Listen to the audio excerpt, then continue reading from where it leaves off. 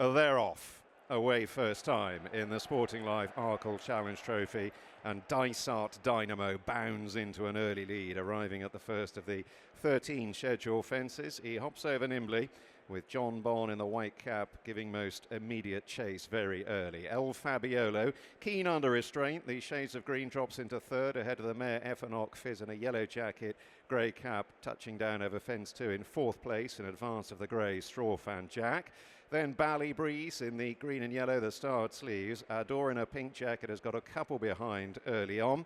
Hollow Games, the red cap, is one of them, and Saint-Roir might just spot the white star on the green cap of Mark Walsh Racing in rear. Dysart Dynamo leading them over the third, and there would be about 10 lengths covering the field. It's a short run to the fourth. Dysart Dynamo, Jonbon a big leap, gave it plenty of daylight in second. Not so Strawfan Jack the Grey, hit it quite hard and sent the birch flying. And it's Dysart Dynamo who leads them on the incline towards the fifth. 3 lengths ahead of Jonbon. And then Fabiolo, who disputes third place with Aidan Fizz, the mare, a little wider out. A further 3 or 4 lengths back to Adore in a pink jacket. Dysart Dynamo jumping soundly there. And they now begin the descent on towards the plain fence before the water for the only time. And Dysart Dynamo just beginning to get loose on the lead. He's opened up by 5 or 6 lengths as they freewheel. Jonbon is chasing to Fabiolo, Aidan Fizz in fourth. Then Strawfan Jack to Adore, Bally Breeze, Saint-Roir. And right at the back of the field, Hollow Games. And they're all neat enough there, though Hollow Games very quickly is becoming very remote as they head on towards the water. Well stretched out, courtesy of a decent pace being set by Dysart Dynamo, and Hollow Games is now about 15 lengths behind the others as they head on towards the open ditch. Dysart Dynamo 3 lengths ahead of Jonbon beyond halfway. Fabiolo took it in third, then Aidan Fizz to Adore in a pink jacket and the grey straw fan Jack from Saint-Roir. Bally Breeze and a long break to Hollow Games as they cross the fence towards the top of the hill, and Dysart Dynamo continues to pour it on in front, but he's not quite so far clear now. It would be about 4 lengths. The big 2 waiting in behind. Jonbon, the white cap, and the double green of Paul Townend aboard Fabiolo. There's a 6 or 7 length break to Aidan Fizz. Saint-Roir in the hoops making a bit of progress as they take the ditch 4 out. Aidan Fizz hit it hard, and Bally Breeze made a bad mistake as well. And now they're beginning to run on down the hill. They've got 3 fences left to jump in the Sporting Life Arkle, and Dysart Dynamo and Danny Mullins have made all so far. Jonbon, though, is beginning to breeze into it, only 2 lengths down. Fabiolo in third, waiting in the wings behind the leading pair. 5 lengths away to Saint-Roir.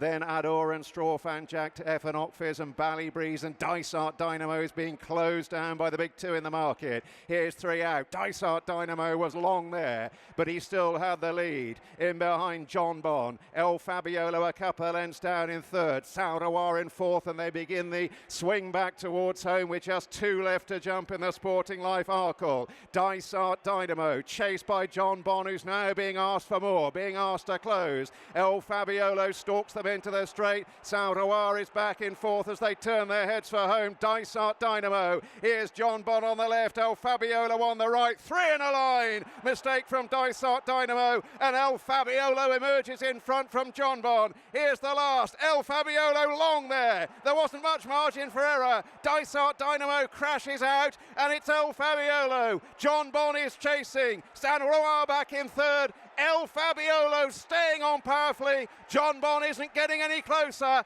and in the match-up between the 2, it's Fabiolo who wins the Arkle. Jonbon is second, Saint-Roir third, and a gallant grey Strawfan Jack stays on to be fourth.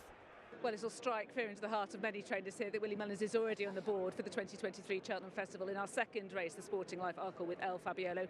Many congratulations. In the end, it was pretty straightforward. Well, he tried not to make it straightforward with that, whatever he did at the last. I was watching Danny at that stage on Dysart Dynamo. He just got a bad fall, but thankfully he's up and he's back in the stable yard, no medication, no nothing. He just was winded. That's great to hear. I mean, you heard the reception. Everybody here cheered when he saw him back on his feet. That's great. I didn't hear that. Yeah, they did. Because we were all wondering, because he'd made the race, as he tends to do, in such that way. And I thought he was getting a nice lead, and he was getting an easy lead in front. And Danny had got him, I thought. Yeah, I thought. I said, he's going steady. He got an easy lead, lovely. And I said that to Paul in the winners enclosure, and he said to me, no, he said, on that ground, he said, we were going plenty fast. And I thought Paul was cantering at all stages, but he said he hit a flat spot, I think, maybe the ditch on the far side going up around there, and he didn't touch him until coming down the hill, but he said when he picked him up, he just was like changing gears, so he was happy enough once he picked him up, but he thought he was just running a little bit flat. He was very good when he nipped in that inside gap, wasn't he? I was hoping Danny knew it was one of ours because I thought, oh, cripes, is this going to work? And yeah, he did. He got a couple of lengths there, which made his job easier, yeah. You've mentioned the report from Paul about how El Fabiolo went through the race. What do you see this horse as in the future? Well, I'm hoping he's a champion chaser. He'll improve, I think. He's very few runs, I think. I don't know compared to the rest of the horse in the race, but I imagine he has fewer runs than any of them. And he can improve all the time. And he always makes maybe a little bit of a mistake, but he's very good. He finds a fifth leg. He's very well balanced. So to me, I'd like to make a champion chaser out of him. They're easier to train. They stay sounder. They don't take as much out of themselves over 2 miles than a sort of a grueling 3-miler. Yes. So it'd be nice to think we have one coming along. And it was his first time at the Cheltenham Festival. Do you think that's helped him in a way to? I'd forgotten that. Yeah. I don't know. Good horses, they take it in their stride. He's been to Aintree, he's been to Closutton, I think. So one big festival is the same as the next, I think. And how about Facile Vega in the Supreme, who finished second? You were saying to Nick on Road to Cheltenham yesterday, if it feels like longer ago than that, how much you love that horse. What was your assessment of the race? I think a good horse won the race, and very good horse won the race, so what more can you say? Congratulate Barry Connell and Mikey O'Sullivan. Do you wonder whether you might go up in trip? No, I don't see any need to go up in trip. He looked the fastest horse in the race to me, anyhow. Okay. He had everything dead at there was a 1 mile and... Well... Anyhow, we're going to say no more about it. Okay. And now you've got the small matter of Constitution Hill, Stateman and Vauban against him. Yeah, I mean, it's Constitution Hill is one we all have to beat, obviously, but our fellow's improving. We'll just wait now and see what happens. Okay. That's why we're all here. Otherwise, you just hand out the prize at the start of the week and Nicky go home with this one. But it's going to be I hope it's going to be a very good race. I hope we're good enough to give him a race, because a lot of public opinion and punters and everyone, they make him a hot shot. We're here to do battle anyhow. Yeah, that's what we're all looking forward to. Very best of luck. Thank you very much. Cheers. And Paul Townend has won the Arkle on El Fabiolo. We're just exchanging a few words. I said it looked very easy. You said? It usually is when you're on the best one, the go gallop. I was half afraid Danny was getting a bit of a freebie at one stage, but Danny's very dangerous in the front. But Dynamo likes to get on with it, and he just wasn't giving him an easy time either. Ground is testing and it's taking a bit of getting, so when I was left on my own, I got a little idled on the back, but when I wanted him to race, he came alive for me, and not the most natural of jumpers at every fence, but he knows where his feet are and he gets away with it. Yeah, I was going to ask you, he was sort of rubbing a few, wasn't he? But he's quite clever.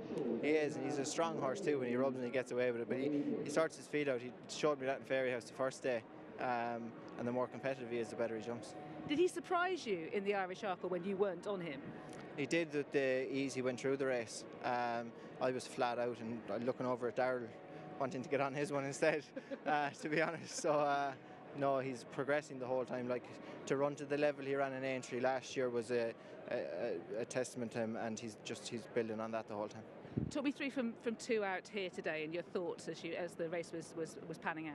Yeah, he was brave to go through on the inner at 2 out, and there wasn't a whole lot there at the last, and again he found his feet at the back of it, but no, he galloped to the top of the hill in that ground, which is a good sign.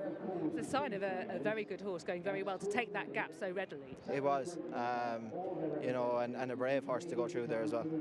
What do you see him as? Is this a champion 2-mile chaser potentially in the making, or might he go further? I think he'd have no problem getting further if when he's settled. He's learning to settle a lot better now. He was racing hood and everything, and that's off him, and he's growing up physically and mentally. So I think there's a lot of options for him. but if he keeps winning over 2, I'd say he'll be running over 2. And did it do him a favour in a funny way, not coming to the Cheltenham Festival last year? And you mentioned that he hasn't had that much racing. Possibly, yeah. Yeah, Willie has a knack of things happening to work out well for him, doesn't he? So it's probably not an accident at this stage. Now, this is a lovely settler for you, isn't it, after Facile Vega? What is your reflection on the Supreme? Yeah, look, it was probably not run at the fastest pace. He settled well, jumped fine. Probably jumped his way in there, kind of down the hill. But I got all the way into the straight without committing him, and Mikey, very cool on his, probably gave it a very good ride for a young rider, yeah, disappointing. The mistake at the last didn't help us, but I'd say we're getting the worst of it anyway. Do you think he might go up in trip now? Possibly. I'm not going to make that call straight away now. We'll work on and come back and reflect on it then. Well, I'll let you enjoy this, and you've only got the small matter of trying to beat Constitution Hill on State Man, so best of luck with that. Thanks very much.